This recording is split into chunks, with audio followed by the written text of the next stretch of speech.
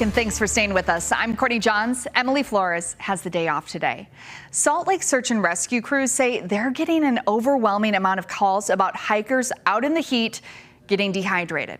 So they're sharing some smart ways to avoid being one of them.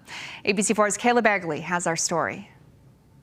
Search and rescue teams say that heat is definitely a concern as they've seen several recent instances of hikers facing dehydration and heat-related illnesses. They say sometimes people may underestimate what it takes to be prepared to beat all this heat. It is. It's really nice. It's good exercise, you know, and I think it's a good, healthy thing to do. Local hikers say they like to enjoy the outdoors in the summer, but that all this heat we've been seeing is something they try to factor in before they go out. You got to make sure you have everything prepared. These two say they focus on making sure they have enough supplies and sun protection, two important elements that Salt Lake County search and rescue teams recommend. It's just knowing your hike, downloading a map if possible, bringing enough water, sunscreen, and then notifying people.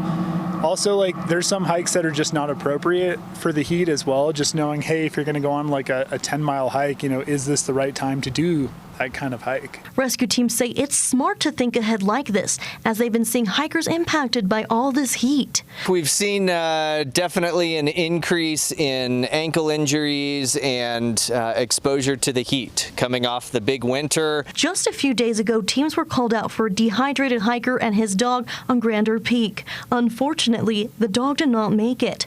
And earlier this month, teams responded to Mount Olympus on a call about an ankle injury.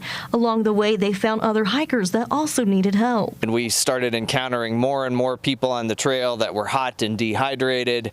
We're asking our teams for water and Gatorade, and we were having to hand over what we had. He says it's not just hikers who are coming across challenges in this heat, but also teams who have to perform rescues in it. We're actually sending teams out where their sole mission is just carrying water and fluids and calories for our other team members. It can even affect their helicopters. With the heat coming off the rocks, the heat coming off the surface, it's actually harder for the helicopters to generate enough power. He recommends hiking in the cooler parts of the day, having a plan for if temperatures get hotter on your way down, sticking to the shade where you can, and researching your trail ahead of time. Be prepared, and then the second part of that is have a plan when things don't go how you expect them to. Clerico says that they're taking 2 to 3 times more water than they would in the spring or fall, and that they're making sure their teams have rest stops. He says they recommend that hikers bring plenty of water, in fact, even more than they may think they need, and are taking breaks.